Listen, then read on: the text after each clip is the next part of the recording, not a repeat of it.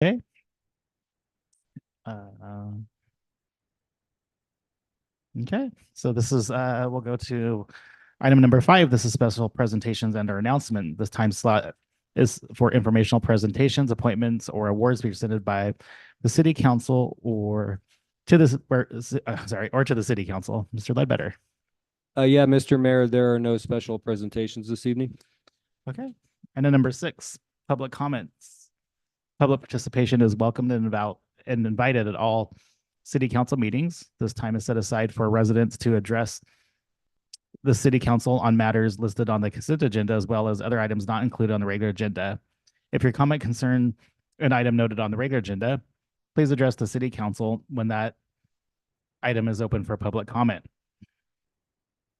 The city requests that persons addressed in the city council refrain from making personal, slanderous, profane, or disruptive remarks.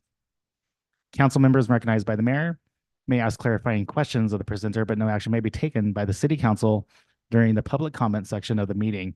Under the Brown Act, the city council is prohibited from discussing or taking action on any item not listed on the posted agenda. This time is set aside for residents to address the city council on matters listed on the consent agenda, as well as other items not included on the agenda. If your comments concern an item listed under the public hearing or new business sections of the agenda, please address the city council when that item is open for public comment. Please speak in a microphone from the podium. The podium electronically adjusts up and down to accommodate the speaker. Please state your name for the record prior to providing your comments. Please address the council as a whole. If you have documents to present, please provide a minimum of 7 copies. These become public record. Please limit your remarks to 5 minutes. Since the council is unable to take action on issues not on the agenda, your matter may be referred to staff for follow-up or placed on a future agenda. The public comment period is not intended to be a question and answer period or conversations with the council or city staff. Public comment at this point?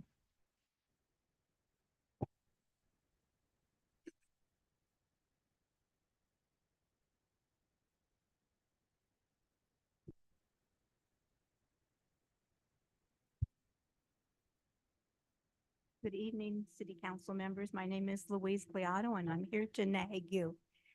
Last year, before the council convened for the year, I was told, and I can't remember who said it, maybe it was Jason, that I had requested that we have like a time clock so that the public who got up and speak could see when their time was up, because that kind of takes some of the pressure off you, makes you less nervous, makes you more confident in speaking. And I noticed that nothing has been done. So I'm reminding you again, could you please do that? The Board of Supervisor has that when you go to their meetings, and that's very helpful. So again, please consider it. Thank you.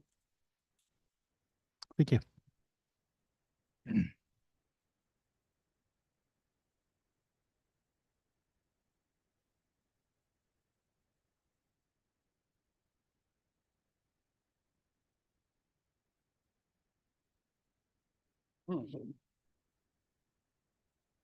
Good evening, Glenn White, Wired to Resident.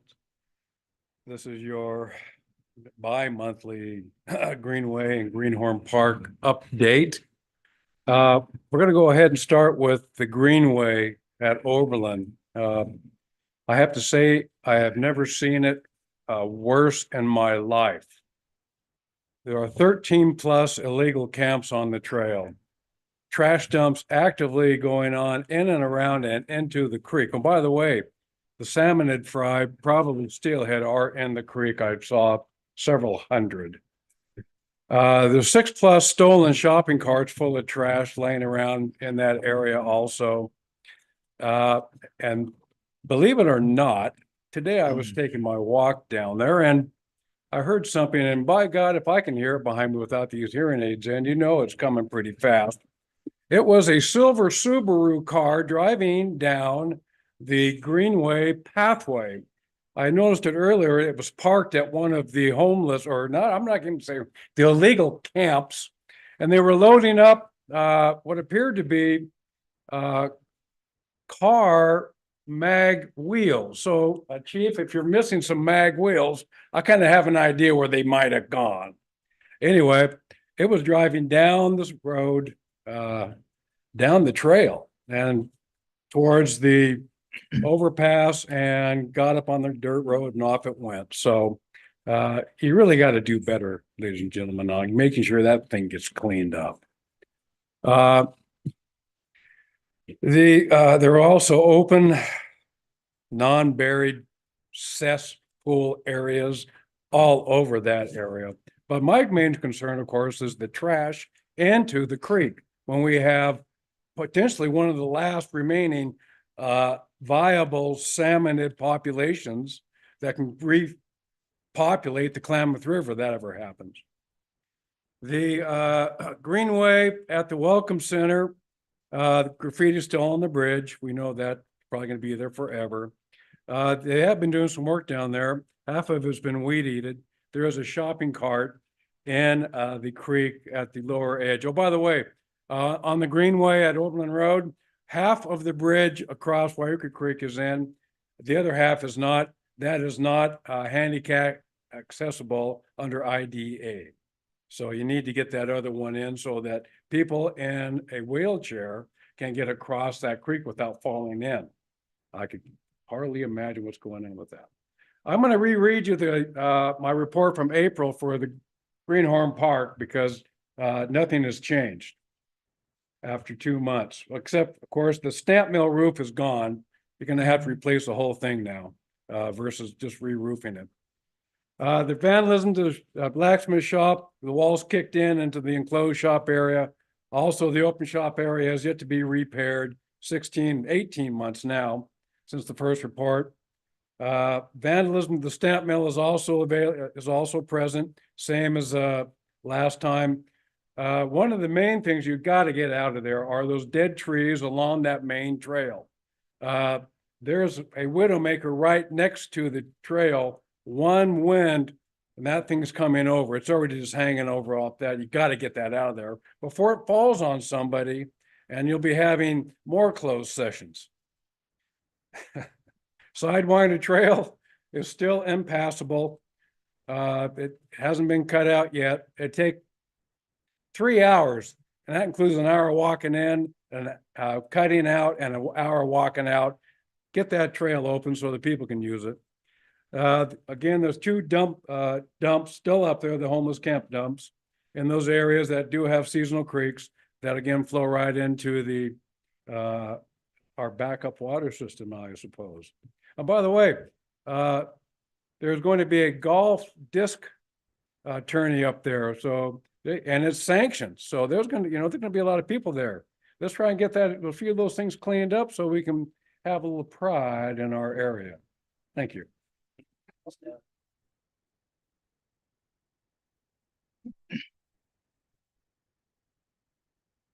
Wairika City Council, Mr. Mayor. Before I begin, I noticed that it says residents can do public comments and I'm not a resident. May I proceed? Just state your name and Jay the city. Perkins. Mhm. I live up Guys Gulch. However, Thank you. I've lived and worked in Wairika for 30 years. I've shopped in Wairika for 30 years. I've bought several cars in Wairika. I have bought appliances. I've bought furniture. So needless to say, I call Wairika my home, but I can't vote for you. And I can't vote for this resolution that you'll be talking about today. However, I will be a benefactor and I will be paying for it. I want you to know that I think it's absolutely the most beneficial thing that this city could do would be to jump into the next century, into the next millennium, if you will, but to get yourselves well positioned with a new fire station and with paid staff 24 hours. I just think it's awesome. And I will vote with my pocketbook because that's the only way I can vote. Thank you. Thank you.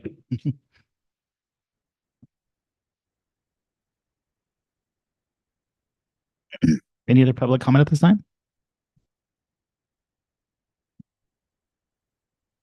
Okay, with that, we'll move on to item number 7. This is the consent agenda. All items listed under the consent agenda are considered routine and non-controversial and will be enacted by one motion unless any member of the council wishes to remove any item for discussion. A, approval eradication payments issued from May 12th, 2024 through May 25th, 2024. B, cash balances, budget to actual and fiscal performance reports for April 2024.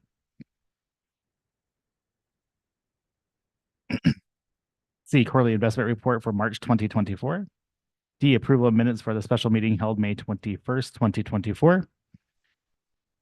E, approval of minutes of the regular meeting held May 21st, 2024. F, approval of amendments to Resolution 2024-24A, Resolution Wairika City Council, City of Wairika, California, requesting the Board of Supervisors of the Siskiyou, County of Siskiyou to consolidate a general municipal election and statewide general election to be held on November 5th, 2024. The recommended city council the recommended city council action before you is the motion to adopt consent agenda of the city council of the city of Wairika as presented. Councilman Cake? Make the motion, so moved. I have a motion from Councilman Cake I'll second the motion, Councilman McCoy. and a second for Councilman McCoy. I'll do a roll call. Councilman Cake, Aye. Councilman Davis, Yes. Councilman Baker, Yes. Councilman McCoy, Aye. and Middleton, yes. Motion passes 5-0. Okay, no public hearing, no new business.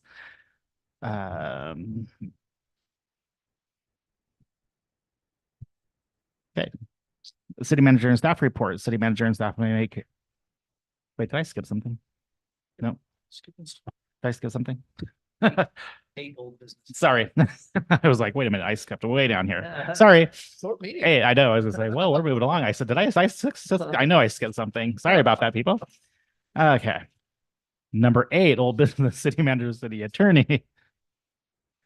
This is item A, agenda title, approve resolution. Well, you want to go ahead, Mr. Ledbetter or Andrew? I don't need to read. Sorry about that. I skipped way down. My screen went way fast. Yeah, thank you, Mr. Mayor, Wairika City Council members. This is Jason Ledbetter. I'm the city manager. So this evening we have an item really kind of packaged together that we've been discussing for the last several months. And ultimately, we are here kind of asking for the possibility of approval of a resolution to place a ballot measure before the voters on the November 5th, 2024 general election to approve a 1% transaction and use tax finding exemption from CEQA. And so essentially this is a resolution of the city council of the city of Wairika, California on its own motion calling an election for November 5, 2024 to consider an ordinance on a proposed 1% transactions and use tax, otherwise known as a sales tax, to be submitted to the electors of the city of Wairika, requesting consolidation of that election with the statewide general election on the same date, directing the city attorney to prepare an impartial analysis of the measure, and finding that the adoption of this resolution is exempt from CEQA. So anytime that a city council would like to put something on a ballot initiative, it requires a 2/3 vote. So in the instance of our council with 5 members on the council, for us, that is a 4/5. So as the recommendation this evening that we have brought forward, if it were to pass, it would require 4 of you to vote yes on this item. Additional streams of revenue are needed for city general government services. This includes the necessary staffing, equipment, pardon me, and the physical improvements associated with the fire department.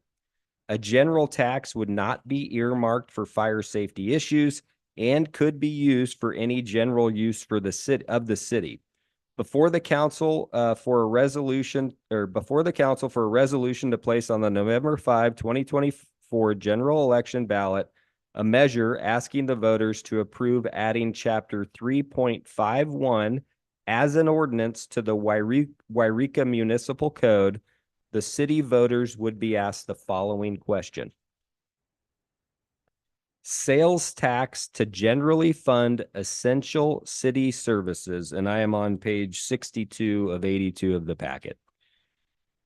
This is how it would look hypothetically on a ballot if approved this evening. So sales tax to generally fund essential city services, to maintain and improve essential city services, including local firefighting and emergency medical response, hire and train firefighters, upgrade, replace aging firefighting safety equipment, life-saving tools, and an outdated fire station.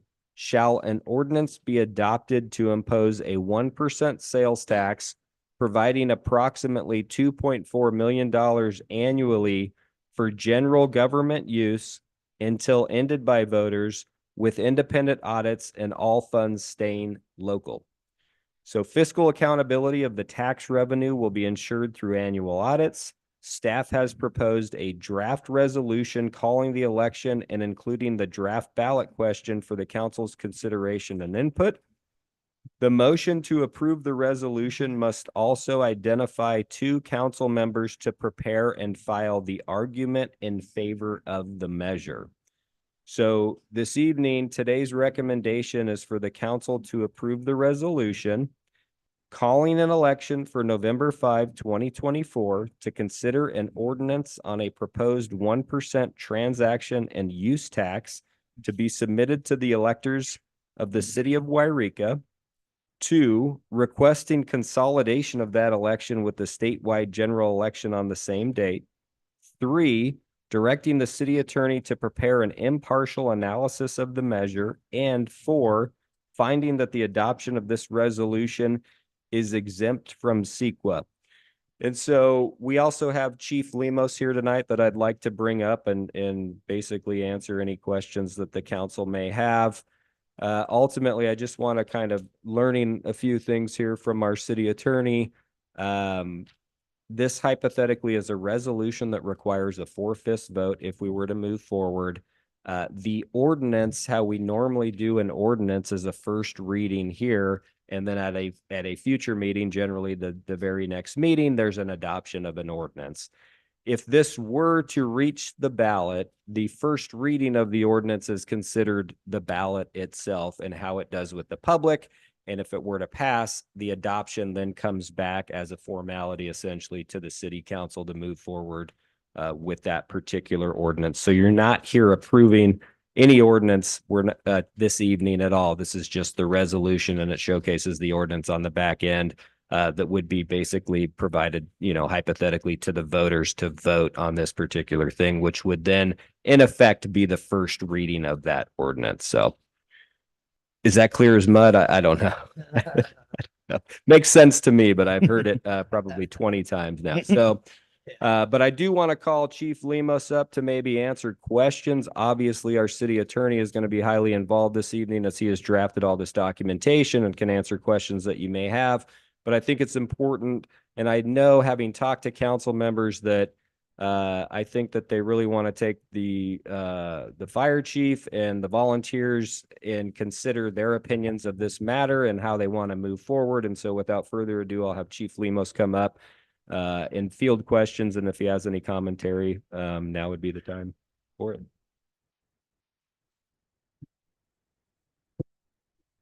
Thank you, Jason. Mr. Mayor, members of the council. I say I'm here to answer questions that you might have, or maybe clarify things that you might be concerned about. But yeah, so ask away. Council members, questions or comments for Chief Lemos? Councilman McCoy? Chief, I want to thank you for being here tonight. And I appreciate how you've kind of shepherded this along and you've given us some good insight. But I mean, for me, before we start looking at the finality, which is where we are now, can you tell us, I'm not trying to put you on the spot, how do the firefighters feel about this measure? What are their thoughts on it? How do they feel about it? How do they feel about the money that could be realized from the measure? Well, to be quite honest, going back to, I'm not sure what the date of that letter was, Jason, that I sent you regarding the first poll that we took amongst the department. And that's been some time ago. So in that case, as you recall, they were in favor of a general tax, the first option, which I believe is what we show in the resolution here tonight. So having said that, there wasn't tremendous discussion on it. I think they were, excited that there was something on the horizon to give them some relief.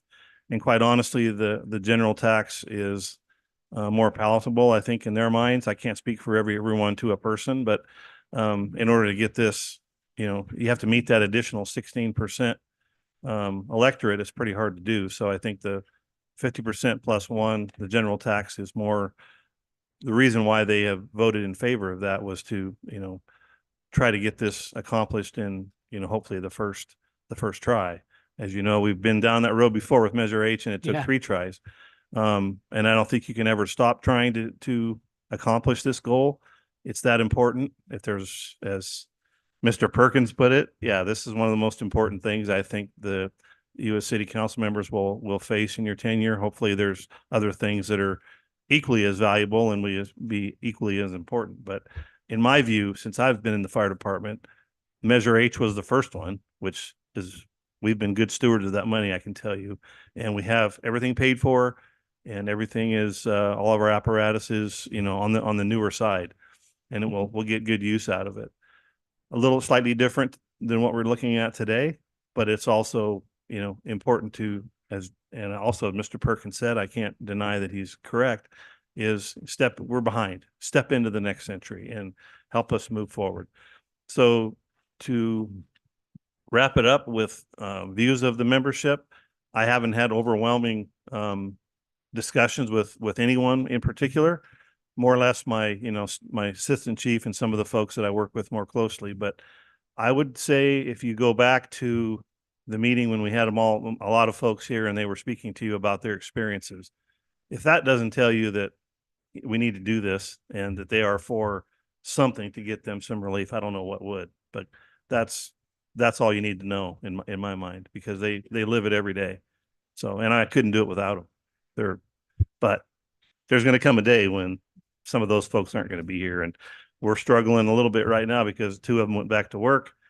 Other state OES folks are on fires down south that you know about, in Tracy, in that area, Stanislaus County, San Joaquin.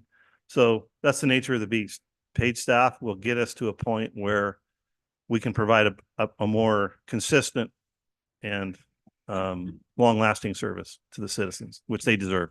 I appreciate that. And I just have one more, and I know I'm going to put you on the Sure. spot, That's right. but I ask you because I know that you know your firefighters, you know your staff the best. What do your firefighters want to see the money used for?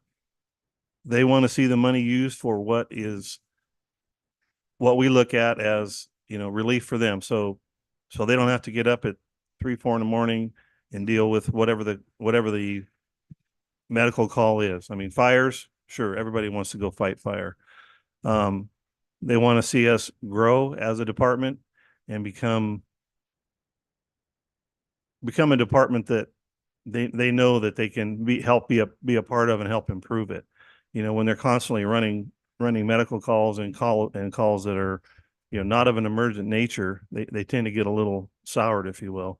But they definitely want to see a new station. That has generated a lot of interest. I haven't shared with them some of the pictures I have, just because I don't want to get their hopes up yet, but I'm sure when that does happen, that will be, elation beyond words. Because they've done a good job. So new station, paid staff, I mean, they're all for it, and it will change things. It will change how we operate on a daily basis. So, there's still support for that, even though it could mean some of them are going to have a little different role. I see it as an opportunity to improve us to the point where, like I said, we're going to be providing a better service to the citizens regardless. So Thanks. I appreciate that. you bet. Thank you, Jerry. Thank you, Councilman Coy. Thank you, Chief.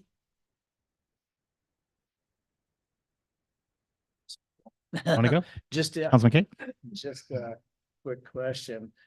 I know you guys have been doing a lot of promotion and going out there and talking to a lot of groups and individuals and whatnot. What is your future plans on more public awareness on what this means to you guys and to the city?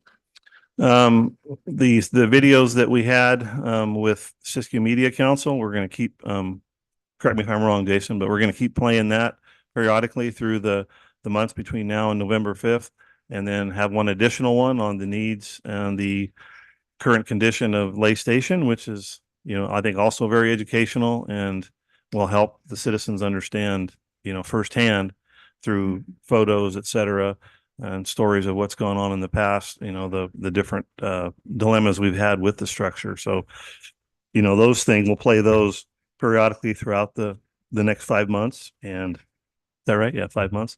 And go from there. And hopefully that will answer their questions. Any other groups that we've possibly missed or weren't aware of or get requests to, we'll gladly go, speak to them as well, which I think so far we've had, if I'm reading people correctly, I think we've had a lot of support and very, very good comments.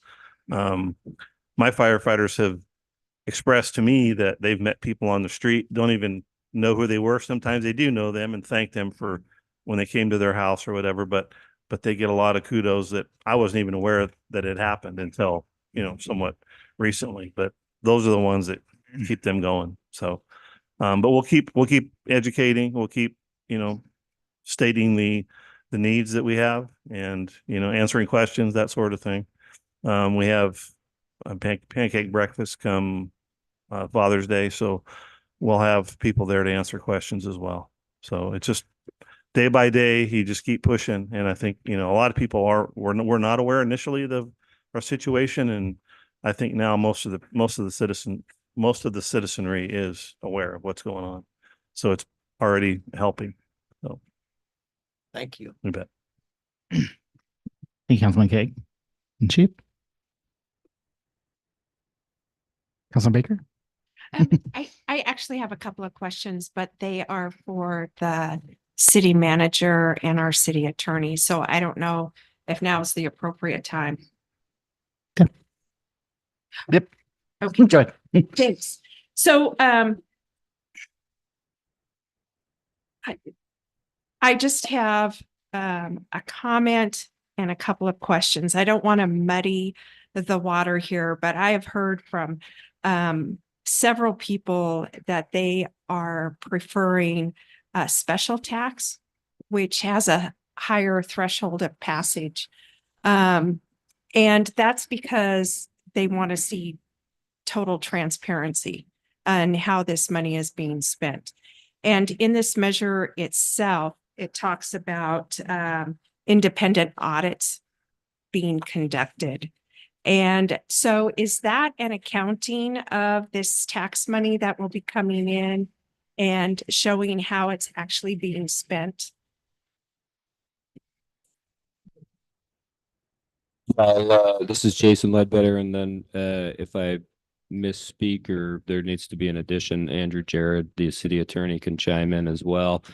But the city is audited annually, and so ultimately, as part of that audit, this tax measure would be audited as well. And then ultimately through the budgeting process and the approval by city council that's mandated for the budget. We do a 2-year budget, but ultimately you are approving a budget every single year. We bring it to you annually. Those are the measures that we're talking about within the audit and the transparency. And so the auditing would be done by the firm that comes in and does our independent audit of every other accounting or account that we currently have. But if I'm missing anything, Mr. Jared.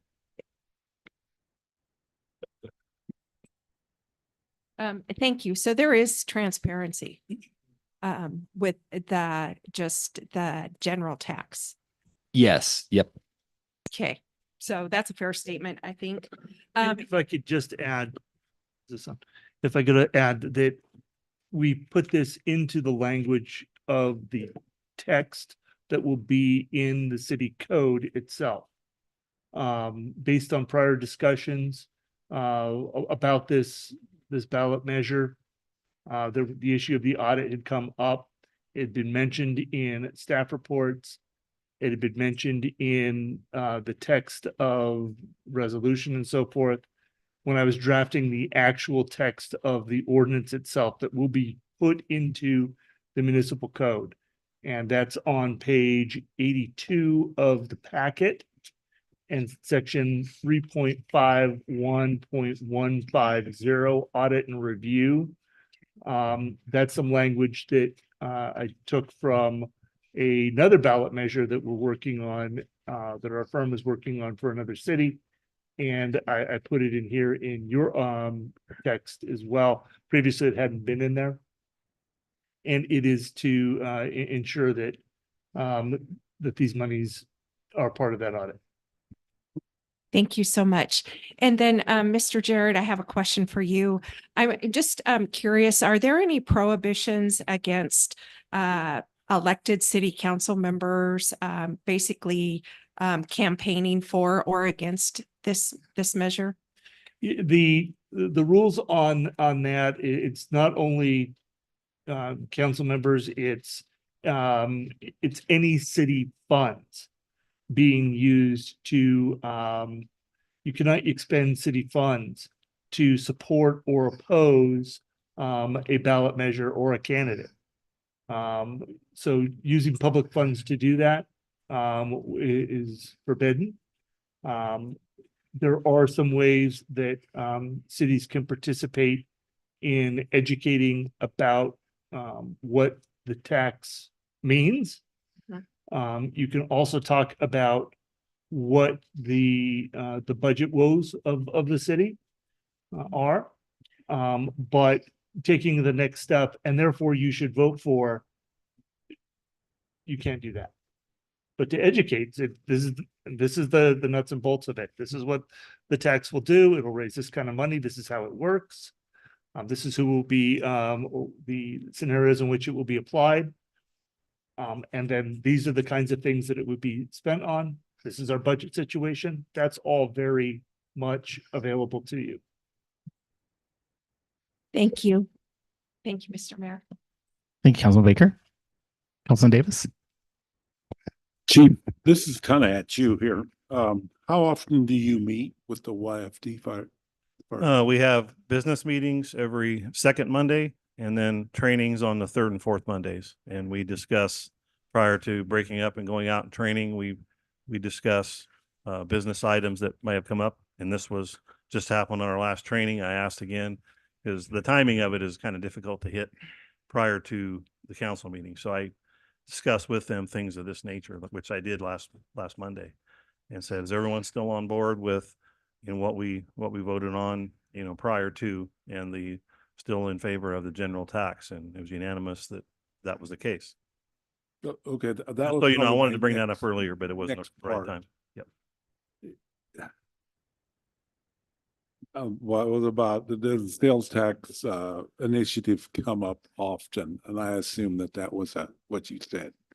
Did you discuss it at least once a month? And you have a Yes. feeling of your firefighters that they would like the sales tax and to be a general tax?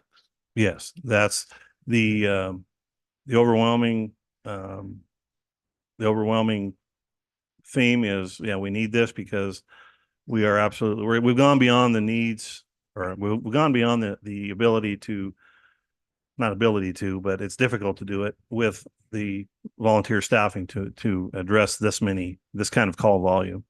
And in order to rectify that, this is the next step so that we can focus on other things, more focused on firefighting and vehicle extrication, et cetera, where they know that the medicals are being handled by paid staff during the day, and at night they can, not be, getting weary from running calls, all through the night. So all those things play into it, in terms of their favor of this general tax, of the tax itself, but especially the general tax. And with that, hopefully the easier way to get this thing passed and sooner.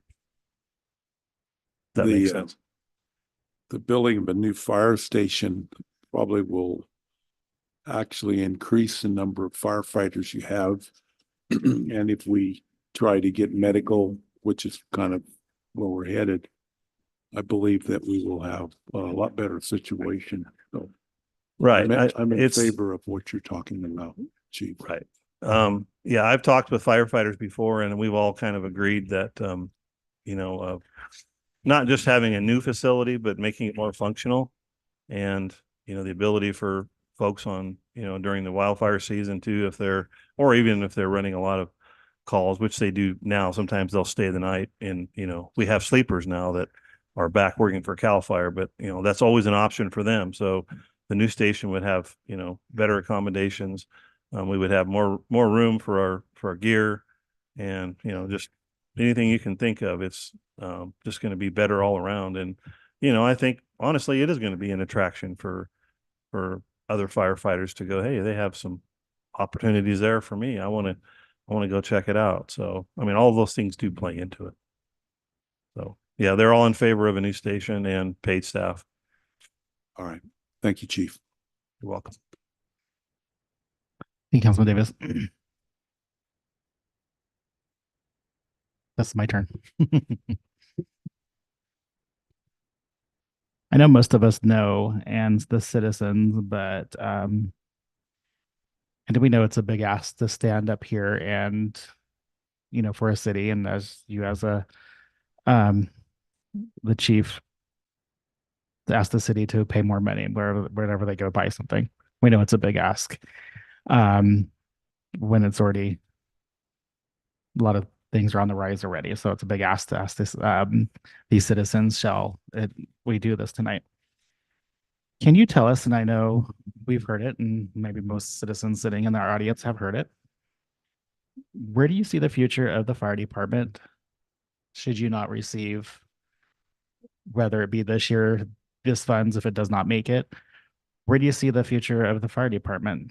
If it doesn't make it this year, or if it doesn't make it in 2 years, where do you see the future of your fire department, whether your staff? Where do you see the Wairika City Fire Department?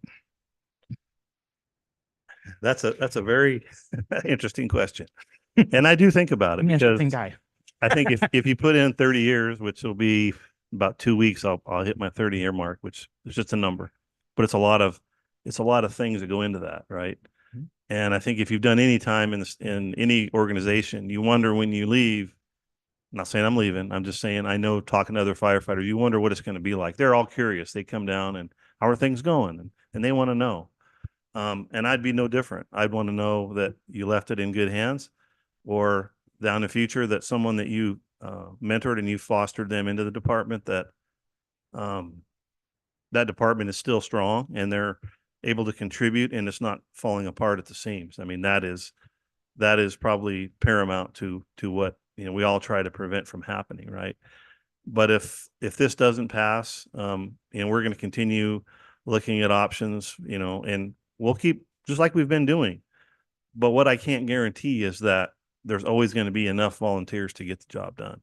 I can't guarantee that when you call, or anybody in this room call, anybody in this city calls, that at that time, 10 years from now, who knows what's going to happen within the development of the city as we maybe grow a little bit and, we get more housing, whatever the case may be. It doesn't matter that you hear that there were not enough people to volunteer, and we had major fires going elsewhere and there wasn't a response, or there was a vastly delayed response. Those are the things you worry about. Being able to have some control as chief about how we operate on a day-to-day basis, as long as the crew we have now in some form or fashion is there, I'm not concerned. Well, we have mutual aid. We have those things, but if we aren't successful in getting this ballot measure passed, it's going to be more of the same for the same people, and those people are going to go, and then you got to start over with new folks and get them trained up. And eventually you're going to run out of the most dedicated folks, and then you're not going to have much of anything, to be quite honest. I mean, it's hard to put into words. I thought I could answer it okay, but if that makes sense to you. I mean, you strive to train together, but if you're always having to have new folks on board, I mean, now we've got several new folks, but they're doing such a great job. I'm not concerned, but I also want to keep them for the future, and that's how you build. That's how you build a strong firefighting force, if you will, a response force. So I think that's about the best way I can put it without dragging it on for a half an hour. I think you lose what you've already invested money in. Right. That's the nuts and bolts of it. So, but you given the harsh reality, I kind of went a long way of asking it, but you giving us the harsh reality of it, of the future, whether it be, the money for whatever, what it's going to be used for, or staff. And where do you think the momentum is for your department today? I know when I took my seat 4 years ago, 3.5 years ago, that the volunteership was at, I think, and correct me if I'm wrong, you can correct me. I think it was at a pretty all-time low. I think it was 14, 12 firefighters, maybe 14 firefighters Yeah, volunteer. maybe that low. What I recall as being the lowest was around 17 that were on paper. But like I've told you before, of that 17, if that was what was on the roster, you probably get about half of those that really participate all the time. So Mm.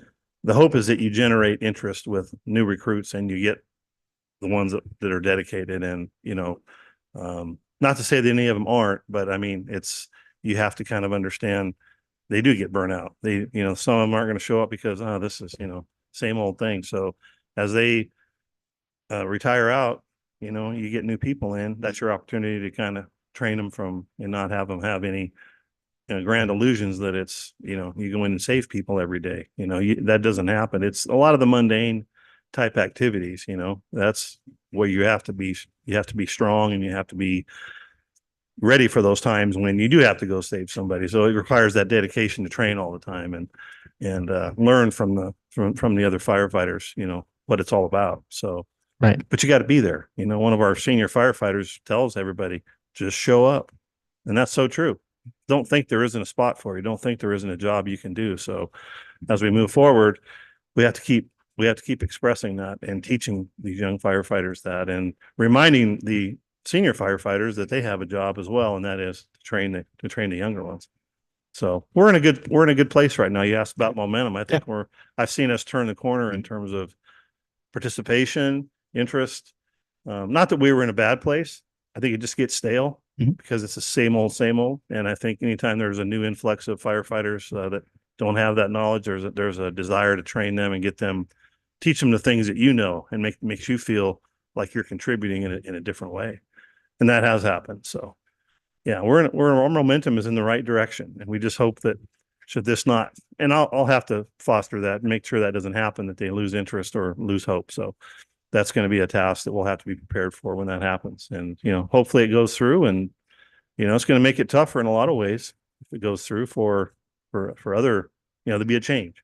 Definitely be a change, and we'll have to work together. So I hope that answers your question. It does. It's Yeah. not always easy to answer what's going to be in the future, because we just don't know. I don't know what's going to happen between now and November that will have someone change their mind if they're against it, or vice versa, make them for it if they're against it now.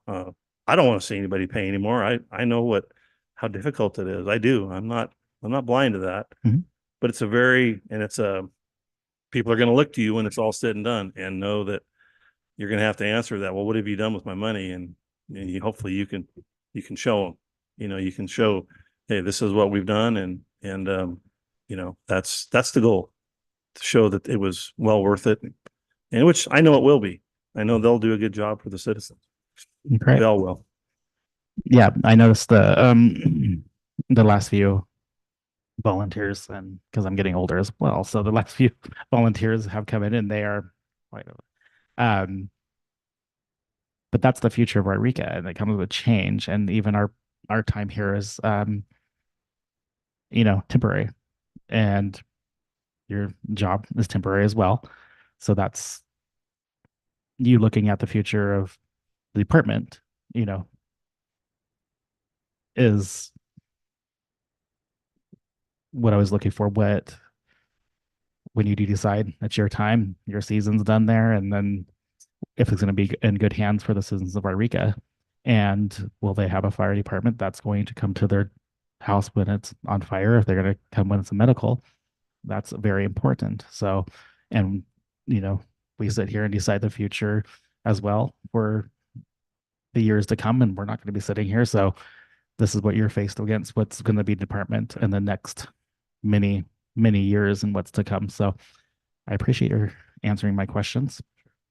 And with that, I will open it up to public comment or questions for? Mr. or Tim- should- Tim Pope is oh. one of my volunteers here. If if he's ready, Tim, if you'd like to say a few words, and he's been here. He's also a little bit of a clown, but he's been in before I was actually a member, and he got out and got back in, and I recruited him again, or somebody did at some point here several years ago. But he's a huge help and has seen a lot of changes. But if he's willing to kind of give you some insight too on his thoughts, that would be, if you don't mind. Perfect. Yeah. Mr. Pope, come on down, and then we'll open up public comment or questions, or we'll go to the council actually if they have questions for Mr. Pope.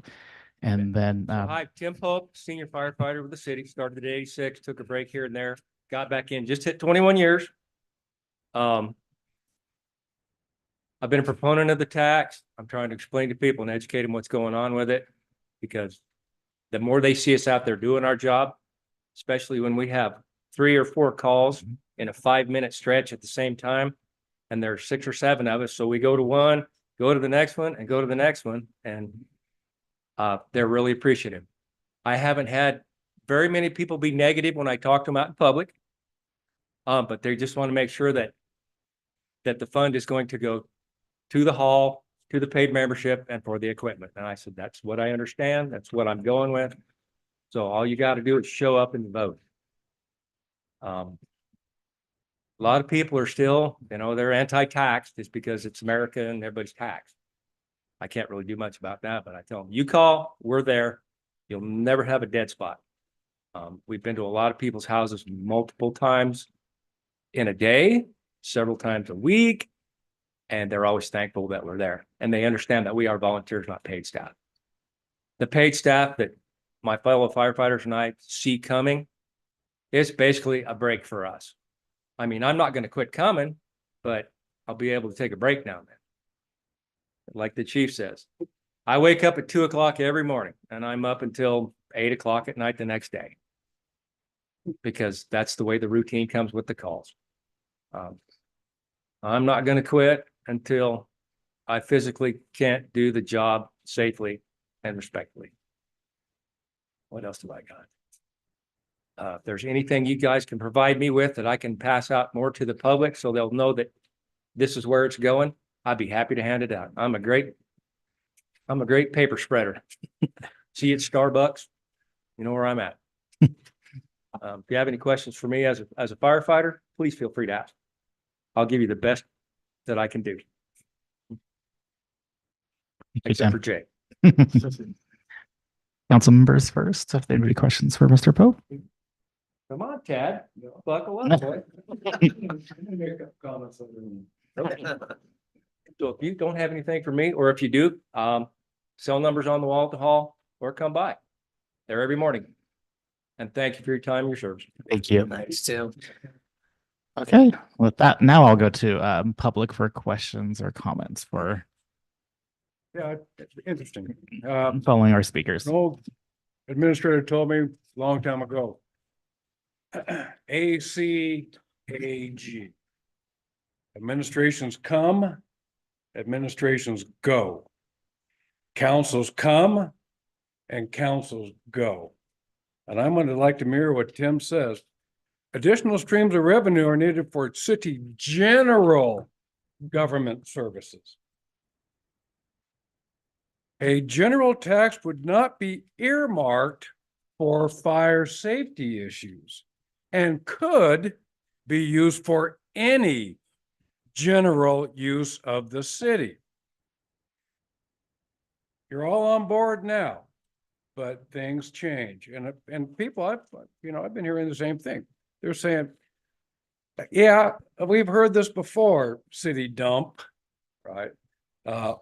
Current fire coming out of our monthly bill for the water, those types of things that goes on. It's only going to be for a while. You need to make sure, and by the way, everything's going to get audited, but that's going in the general fund. So that's just a general audit process. So there's no specific thing identified for fire. How are you going to ensure that once you're out of here, because 2.3 million is not going to build a fire hall. I probably won't fund a lot of people either by the time we're all said and done. How can we be sure as citizens of Wairika, that this money that we're going to be paying will be going for the things that we think they're going to be going for. I understand you need 50.1 because the last one didn't pass, but we have to have some assurances. So get to it. Thank you. All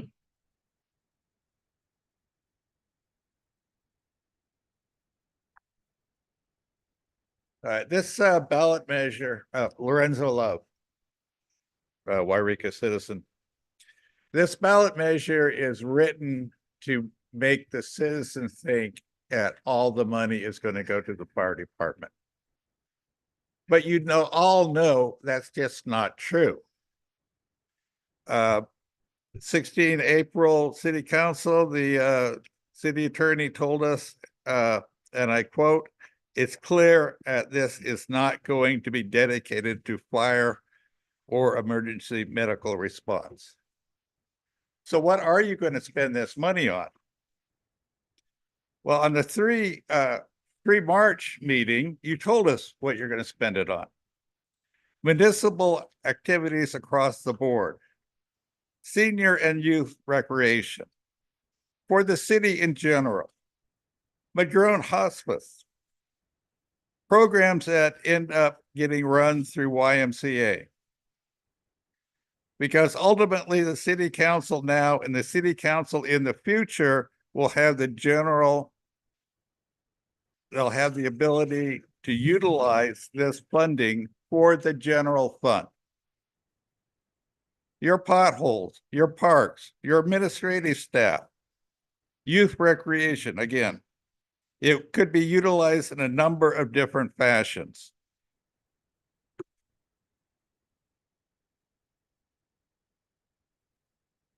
You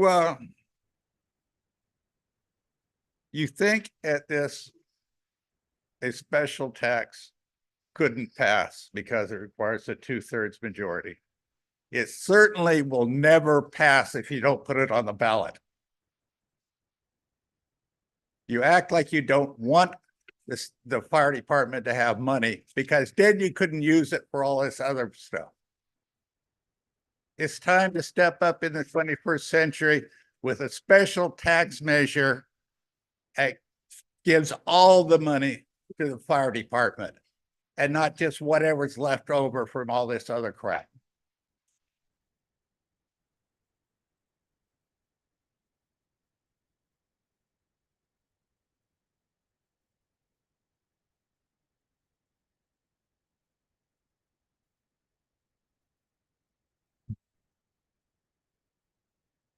Don Mariachi, I have a stupid question.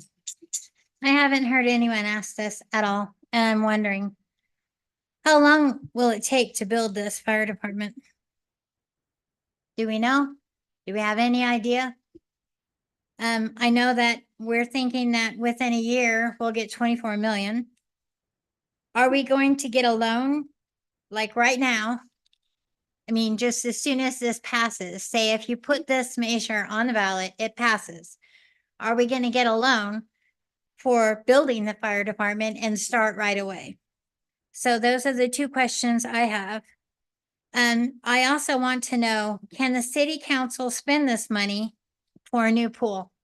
Because you and I have talked about it, and that matters to you more than, almost more than it sounded to me like the fire department. So before you leave office, you want that done. So Please don't put words. no, that's what we talked about. I know, but don't put words on it. Like, No back and forth, please. Sure. Point of order, and please refer to go to your questions and accusations to our council. So, and I'm wondering, can the city take it to pay for new hires? I know that you talked about having, accounting for this, but as it's been brought up, it's going to the general fund. It'll be just a general fund tax, just a general fund audit. It's not special. And that's the whole deal. The special tax goes to it will go to the fire department, period. And I haven't just met the fire department. If they've got so much money, they'll give. the city money if they need money. If the pool needs money, the fire department will give it to the pool. And instead of, because it's not about you people, it's about the people that come after you. You know, in 10 years, this money is no longer going to go to the fire department. It's going to go to the city because it's grown so big. If it's a special tax, it'll still be going to the fire department. And if we are 11,000 people, we're going to need a bigger fire department, aren't we? And by then, you know, our fire department will be 10 years old. And then what? And or 20 years old. And then what? It needs to be a special tax. Go forward.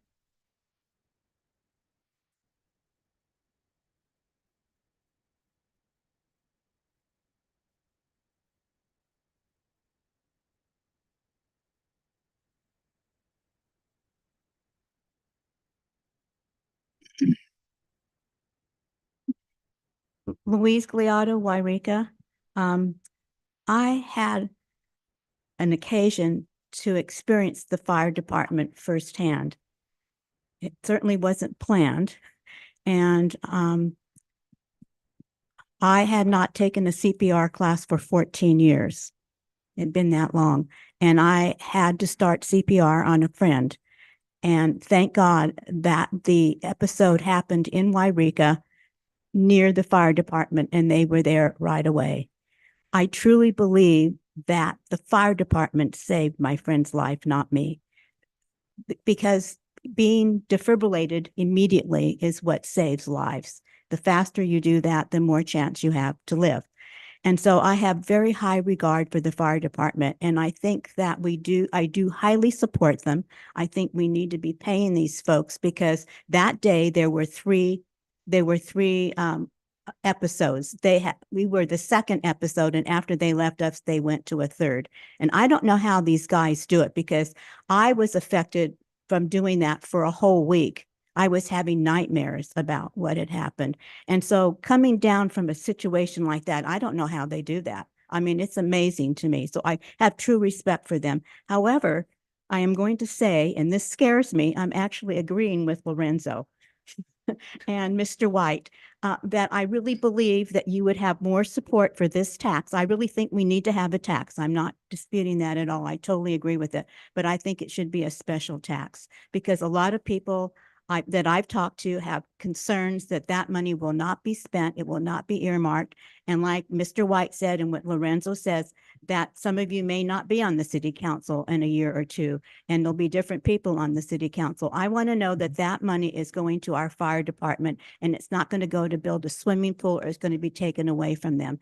And I really think that you could get that 2/3 passed. If you tell the public that this is what you're going to do, that has been their concern and my concern that it's not going to be special. So I totally support the fire department. I think we do need paid people. I don't know how they have continued to do this. And I would like to see you maybe consider making it a special tax, and I will actually campaign for you to get it passed. Thank you.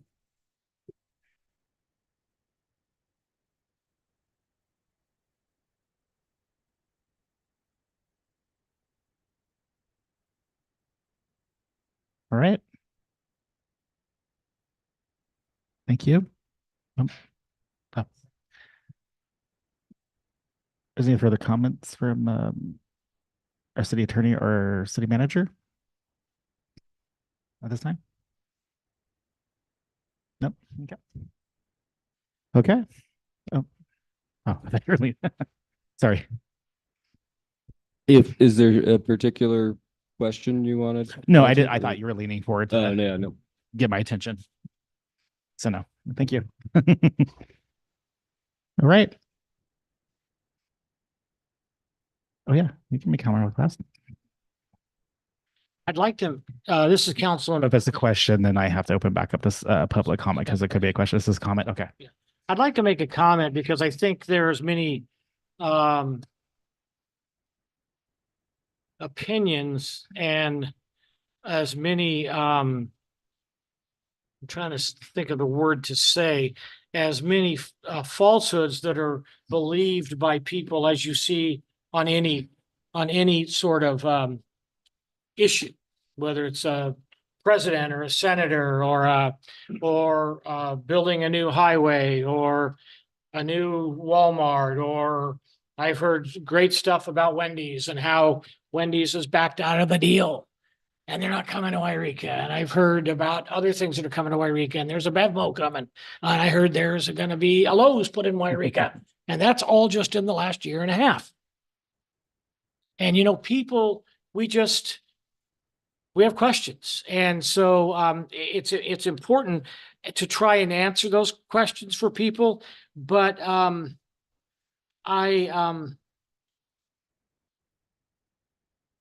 want to say that, number one, we're not getting $24 million the first year. We're not getting 24 million. We think we'll get about 2.3 million.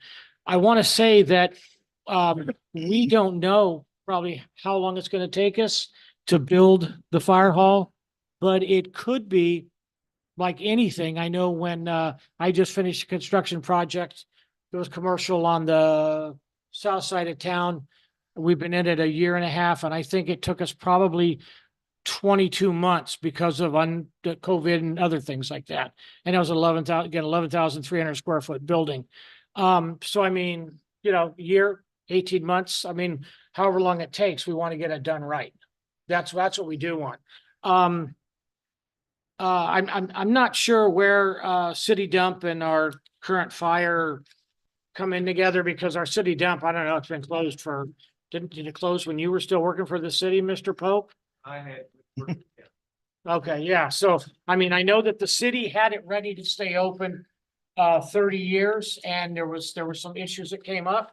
They had it lined for 30 years, which is what the US EPA asked for, and the city was not remiss there.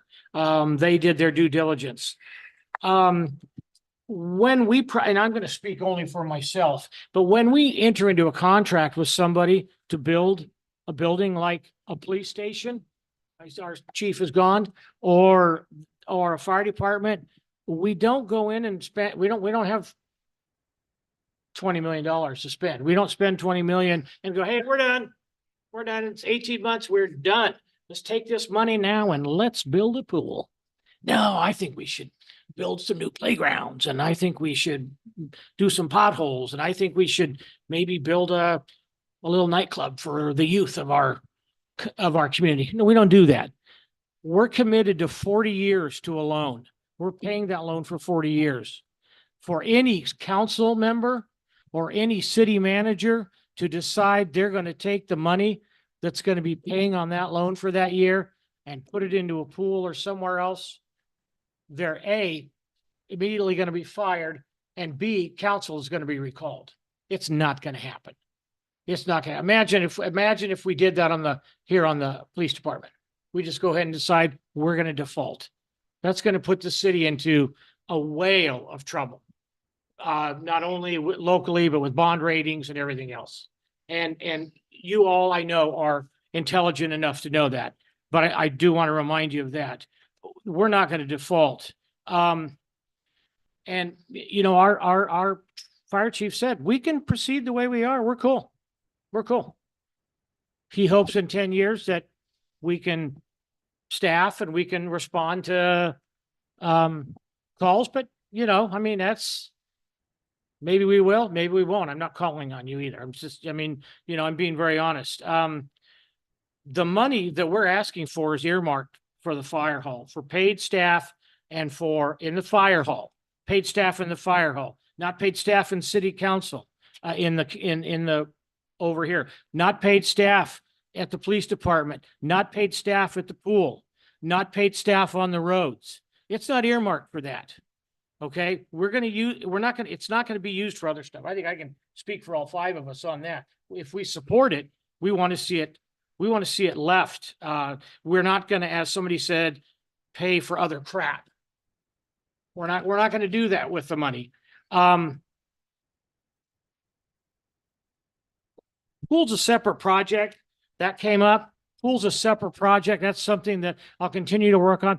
Things I ran on were a pool and a firehouse and potholes and things like that. But the pool is something that Mr. Ledbetter has had a vision on since he came on, and he has been working on it with this council as we sit here tonight. He has been working on a funding mechanism and a way through to a pool. It's unfortunate that we had past councils that sat on their thumbs and refused to make a decision and refused to keep that pool up, or we'd still have it. And I'll say it, I don't care, I'll say it to their faces. I mean, I've told them before, but that's a separate project. If we grow, our tax base grows. So what does that mean? That means more money. If we have 11,000 people here, we have more sales tax dollars coming in, and we have more property tax coming in. So that increases.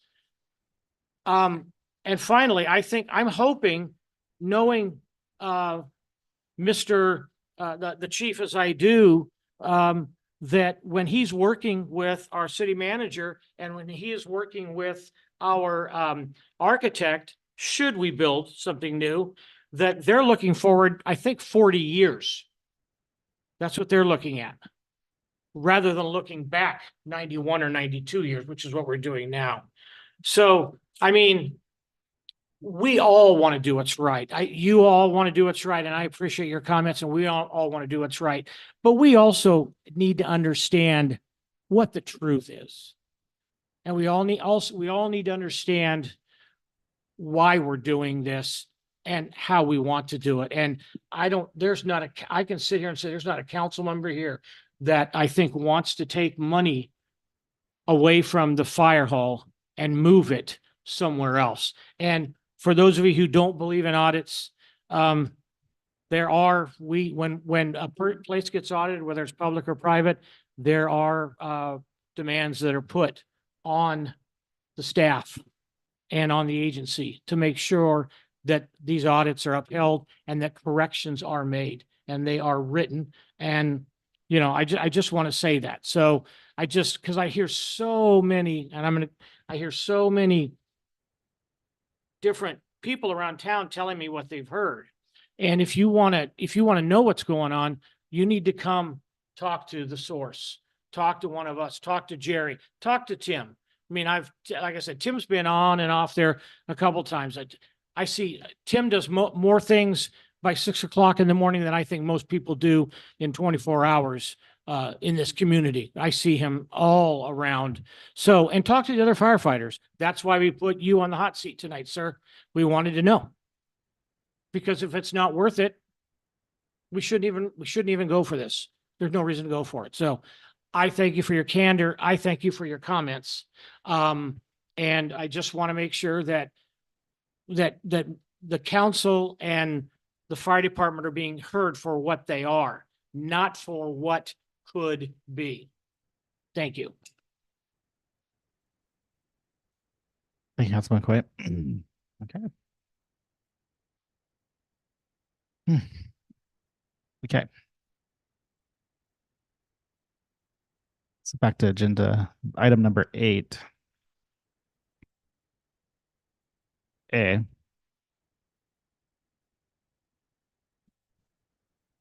This is the approval of the resolution to place a ballot measure before the voters of November 4th, 2024 general election to approve a 1% transaction use tax funding exemption from CEQA. Additional streams of revenue are needed for the general fund or general government services. This includes the necessary staffing, equipment, and the physical improvements associated with the fire department. A general tax would be earmarked for fire safety issues and could be used for general use of the city. The recommend city council action before approval of resolution 2024-29A, resolution city council, the city of Eureka, California, 1 on its own motion calling for an election for November 5th, 2024 to consider an ordinance on a proposed 1% transactions and use tax to be submitted to the electors of the city of Eureka. 2, requesting consolidation of the election with a statewide general election on the same date. 3, directing the city attorney to prepare an imperial analysis of the measure. And 4, finding that the adoption of this resolution is exempt from CEQA. Mayor. Yes. There's also the Oh, did I miss something? recommendation that the argument for the measure be identified who from the council would be preparing and authoring that recommendation.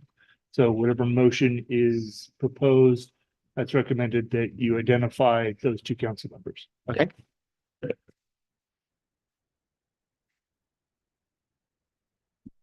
Councilman Correa? Okay. Councilman McCoy? Oh.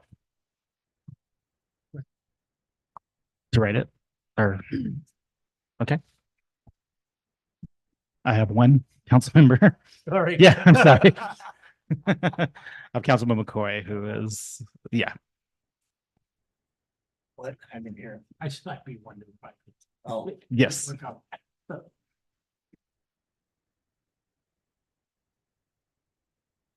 Council Baker? Well, You're I'm lo- gonna step out here on a limb because I have read the parameters of the audit that's going to be required if this measure is passed as a general tax. And so I would like to make the motion that the city council adopt resolution 2024-29, which calls for an election for November 5th, 2024 to consider an ordinance on the proposed 1% transaction and use tax to be submitted to the electors of the city of Wairika, requesting consolidation of said election with the statewide general election on the same date, directing the city attorney to prepare an impartial analysis of the measure, finding that the adoption of this resolution is exempt from CEQA. And I would also like to include in that motion that Councilmember McCoy and Councilmember Davis be approved to write the argument in favor of.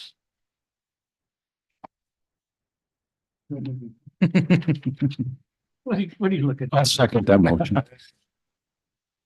Okay. I have a motion by Councilman Baker and then a second from Councilman Davis. I'll do roll call. Councilman Kay, aye. Councilman Davis, Aye. Councilman Baker, Yes. Councilman McCoy, Aye. Aye. And I'm Middleton. The motion passes 5-0. All right. Thank you, everybody. Okay. So we go to item number 11, city manager and staff report. City manager and staff may make brief announcements or reports at this time. Mr. Ledbetter.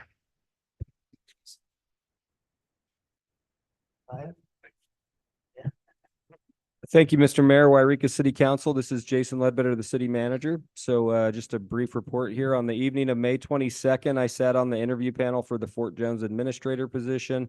I've let the council know I'm available to sit in on this interview panel as many times as needed. At this moment, I don't believe they filled the vacancy. Matt Bray and I met with Sean Walton. He is going to be the future president of the Wairika Rotary. And we did this to discuss a couple of joint projects in beautification opportunities. And so in the past, you'll recall that Wairika Rotary has helped, they funded to replace the wooden benches and tables at Greenhorn Park to the cement benches that last much longer in those elements out there.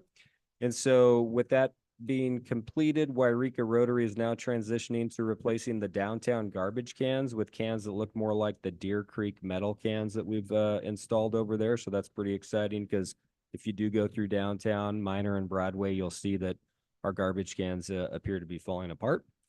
On Thursday, May 30th, I toured the Greenway, specifically from Oberlin to Public Health with the Wairika Police Department and Mayor Middleton and Councilmember Baker. On Friday, May 31st, I had a moment to attend the Wairika's Farmers Market on Minor Street. Although produce options open up vastly a bit later in the season, The energy and vendors gave a very upbeat and positive feeling to the street and the beautification efforts. I just want to continue to just put this person kind of in the forefront. The planners that Tammy Sullivan has worked on are just unbelievable. I mean, they look ridiculously amazing. So very thankful for that. This morning, I met with Housing Tools about the state funding for home key projects this summer. It had appeared that they were getting removed. The funding was being taken away. Now it appears from Housing Tools that home key will be funded to the tune to they're claiming about $160 million. So we expect the NOFA to drop sometime in July, and we're going to work up a proposal to bring to City Council on a possible grant for you guys to review and vote on.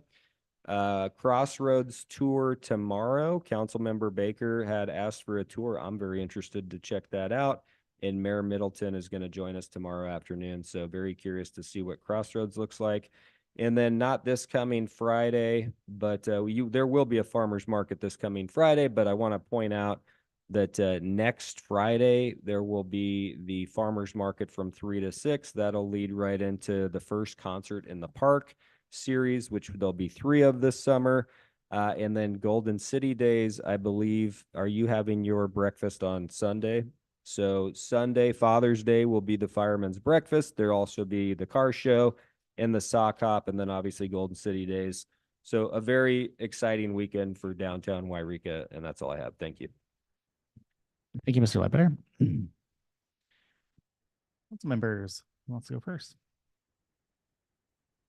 Should I change it up and go first for a change? Is that okay? Sure. All right. I might as well. Nobody's jumping up. Okay. First of all, as the City Manager Ledbetter stated that myself, Councilman Baker, along with Lieutenant Dirksen and our Chief Police, Mark Gilman, did tour the Greenway with the problems we are having down there and the issues we do need to address. So we did take a tour of that area. So we're very aware of what needs to be done and what's going on down there. I did attend the farmers market. I had a lot of friends out of town for not a great occasion for a memorial service for one of our friends' parents, but we all got together. But a few of them went downtown with me, and we did support a local restaurant. And so it's good to have your friends come into town, and they're friends that I have grown up with, and they talked with me about the challenges Wairika has had, what they've seen since they have lived here, and some shocking. But they also said, because they were here 2 years ago for something, and they said that they see a change. They see things getting better. So that was good to hear because they have been here. And I agree with them. Is it perfect? No, I think we can all agree there's still work to be done. But it was nice to hear that since they've been here in 2 years, them coming back here, seeing Minor Street. Some of them bought a few items in the Minor Street shops. And it could have been a couple of items, but for that shop owner who stayed open till 6 o'clock that night, it was probably a purchase they wouldn't have made. That farmer's market wasn't down there. So it was great to be able to take them somewhere. They shopped local, they supported local, they stay in our hotels, they notice a difference. They asked me about Main Street. They're from the city, so they're used to construction and the mess, and they said it'll be great when they get done with it. So they didn't mind driving through a lot of the obstacles, and they were surprised of all the changes that were going to be made. So it was great to hear.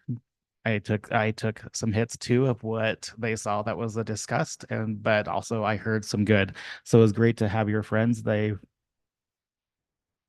weren't too nice to me on some things, but they were pretty nice on a lot of things that they see changing here in our town that they grew up in. So unfortunately, they cannot come back here to work. A lot of their parents have moved, or unfortunately, we're getting to that age where they have passed away, like I said. But they seen it when it was back in the day. They've seen the struggles we've had. They see an uptick in great things happening. So it was a great weekend overall for me to have them come here, spend time with them, spend time downtown, see the city, the farmers market down there. And one thing that I will mention real quick so I don't forget, and if Mr. Ledbetter can note, is just so we can correct and make some citizens understand that there's only that top portion of Minor Street closed. There's some misinformation out there that the whole Minor Street is closed for that event, and it's not. So if we can just have them maybe correct it in their advertising, they say Minor Street is just that top portion. So if we can maybe do that, that'd be great.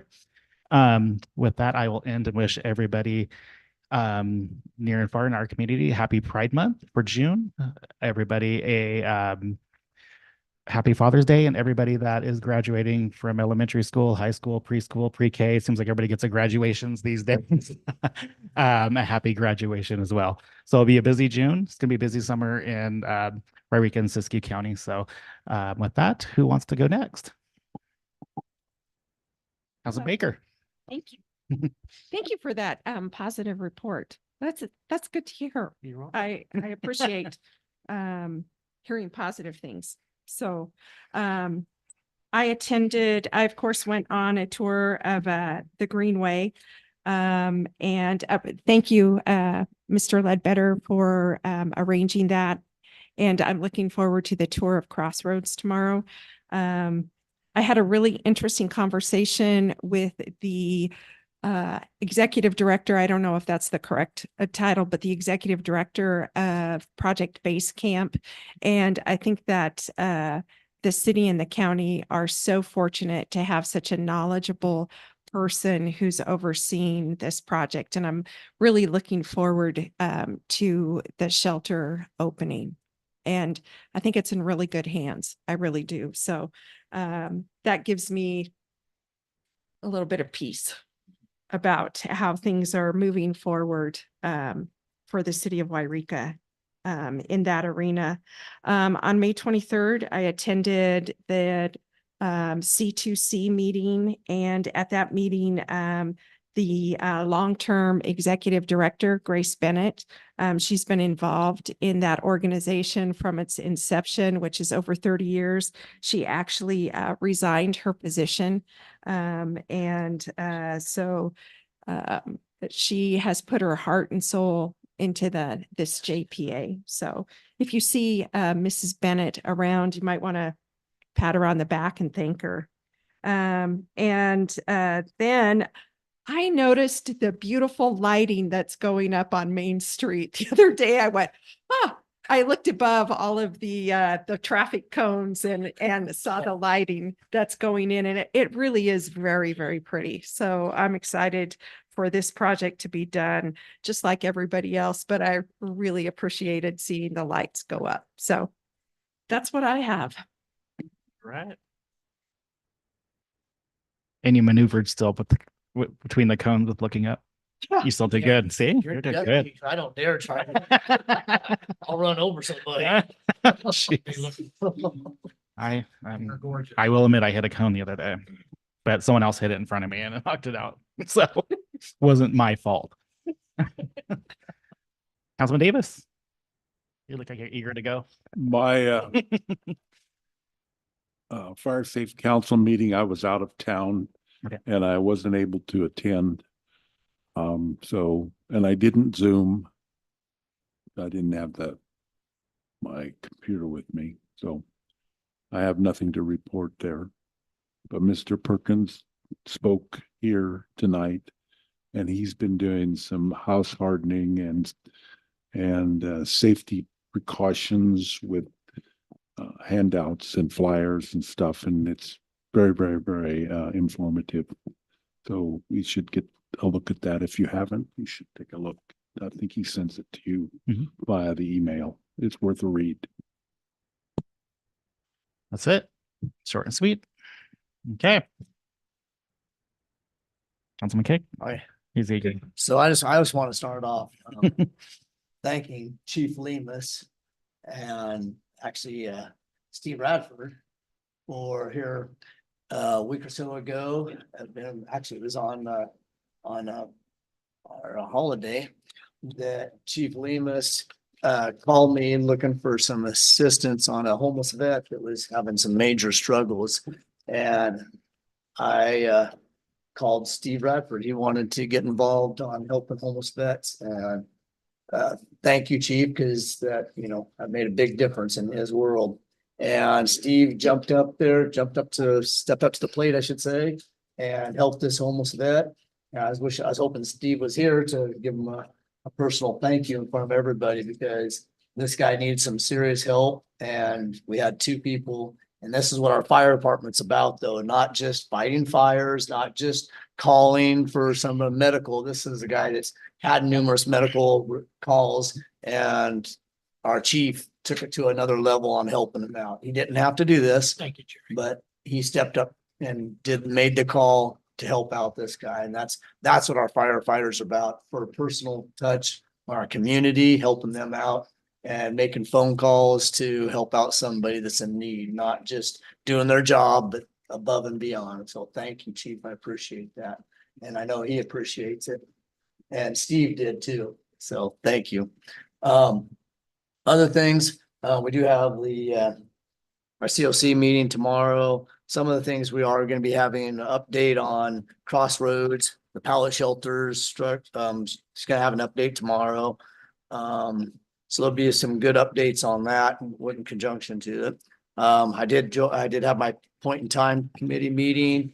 We're taking 2 months break, and there's funding out there to, I think I mentioned this before, to hire on a director to oversee the point in time committee. So I don't have to oversee it this next few months. I'm still in office. So there'll be hopefully a void that needs to be filled on that when it comes to the point in time committee, and when it comes to the COC also here at the end of this year. So when I look at the council as a whole, that somebody's gonna have to step up to the plate when I get off the council, that we're gonna need somebody to step up and run the show when it comes to the homeless situation. Mr. McCoy and I have toured all over town, and I think he mentioned this last time, checking out the homeless situation. I mean, I do it on a weekly basis, so everywhere that Mr. White was mentioning is actually worse than that. There's actually over 20 some camps on the Greenway between Oberlin Road and behind the Forest Service buildings, because I counted them. So yeah, there's definitely an issue, and we're addressing it. Most of our challenges are going to be helped when these shelters opened up and stuff like that. So we're really going to be addressing it in a positive way. It's going to change our community once we get the tools to work with to fix these issues. Mr. White also mentioned the Greenhorn Park and the blacksmith shop and some of the other stuff. I actually met with Ben Miller. I didn't mention this before. I met with Ben Miller. I'm actually looking for some volunteers, Mr. White. If you're willing and able, I'd love to have some volunteers. I got a couple other volunteers that want to help overhaul the blacksmith shop. We're just trying to get some supplies rounded up. So as soon as we get that figured out, I'll be calling on volunteers. So if you're all for it, I'm looking for volunteers. We're going to start with the roof and move around to the siding, and then work our way kind of east on that project. So one piece at a time. And I thank Mr. Ledbetter and Ben Miller for getting me involved in it, because I'm really excited about getting involved in that, especially any Greenhorn projects. I think that's about it. So we'll just leave it at that. Thank you. All right. Thank you, Councilman Craig. Councilman McCoy. Yeah, I'll try and go quickly. Thanks again, Ted. I appreciate your reports because you were visiting the Greenway, and we're working with our city manager and staff to try and get certain things done. We were actually encountered a guy out there at the bridge and at the one that you were talking about, that half of it's down, half it's not down. And he was actually cleaning the moss out of Fixing it. Yeah, he's a local kid. He's a Karuk, and he had fixed one side, but was working on getting moss and stuff. And so it's good to have that, though. I want to commend YPD. I had barbecue today for 3 of my classes at Lower Greenhorn. And so we had about 70 kids and adults. You guys were in and out of there a lot.